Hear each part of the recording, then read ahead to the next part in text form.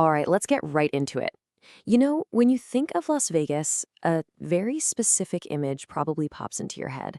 But today, we're going to decode what a trip to Vegas can really be about.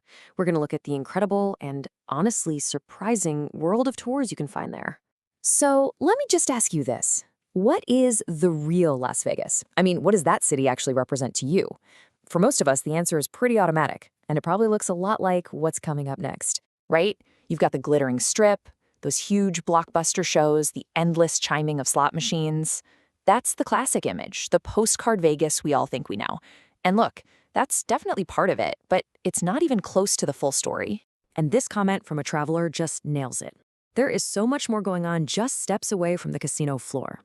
So consider this our starting point for an explainer that's going to uncover a completely different side of Sin City, one that's defined less by chance and more by real adventure and discovery. So, first up, let's actually get out of the city altogether. Because believe it or not, surrounding that neon oasis is this vast, absolutely stunning desert landscape, home to some of the most famous natural wonders on the entire planet.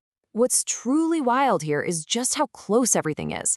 I mean, you'd think these massive, world-famous places would be a huge journey, but Red Rock Canyon is practically in the city's backyard, like a 30-minute drive.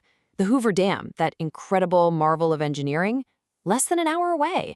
Even the Grand Canyon itself is a totally doable day trip. And speaking of the Grand Canyon, it's not a one-size-fits-all kind of deal. You gotta know where your tour is headed. The West Rim, which is on Hualapai tribal land, is famous for that glass skywalk that juts out over the edge. It's also where helicopters can actually land on the canyon floor, which is amazing. Then you have the South Rim, part of the national park, which delivers those classic sweeping views you see in all the photos. Knowing the difference here is absolutely key. And this just proves it's not only about where you go, but how you experience it. You could be soaring over the canyon in a helicopter, or you could be kayaking the Colorado River through Black Canyon. You could be riding a horse into the sunset at Red Rock, or maybe tearing through the desert on an ATV. The options go so far beyond just, snapping a photo from a lookout point. And this is what it's all about.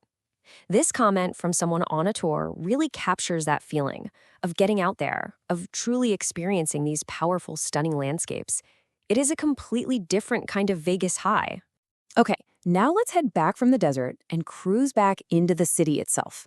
Because even if you never leave the Las Vegas city limits, there's a whole universe of experiences to discover that have absolutely nothing to do with a deck of cards. You can just see here how the city's been building this really rich cultural scene.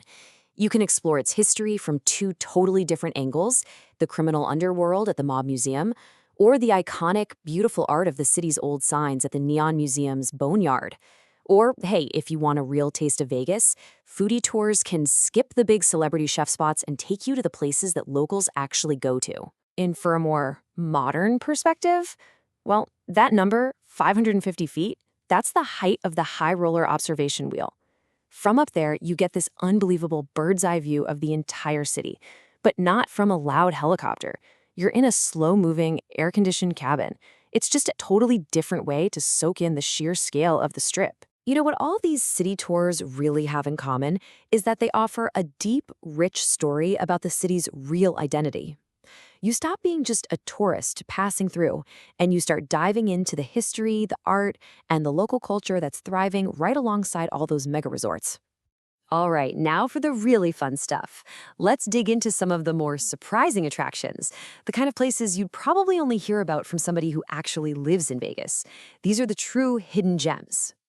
I just love this quote from a local on Reddit. They're talking about their grandmother taking them on a factory tour as a kid. It just speaks to this whole other side of Vegas, one that's rooted in, community and normal life, creating these amazing memories that are so far from the tourist trail. And this is exactly what they're talking about. If you look at what locals discuss, you find these awesome kind of offbeat tours. You can see chocolates being made at FLM. You can visit the lion habitat ranch. You can even tour an Amazon fulfillment center, which is strangely fascinating. And for any car lovers out there, oh boy, are there some incredible collections to see. And speaking of that, this number, $10 million. That's a low-end estimate for the value of the classic and muscle cars you can see on the tour of the Shelby Heritage Center. It's just this world-class collection, sitting quietly in a Vegas suburb, a place most tourists drive right by without ever knowing it's there. So we've seen the epic nature, the cool urban culture, the hidden local spots. The question now becomes, with all these options, how do you even choose? How do you put together your perfect Las Vegas trip? Let's just start with a really simple question. Forget what you think you're supposed to do in Vegas. What kind of traveler are you? What really gets you excited? The best way to figure it out is to think about these personas. Are you a nature explorer? Someone who just comes alive with canyons and wide open skies? Or maybe you're a city insider, always hunting for the best local food and hidden history. Could you be an adrenaline junkie who craves speed and thrills? Or maybe a culture seeker, drawn to museums and untold stories? Finding your persona, that's the key. And here's why that matters so much.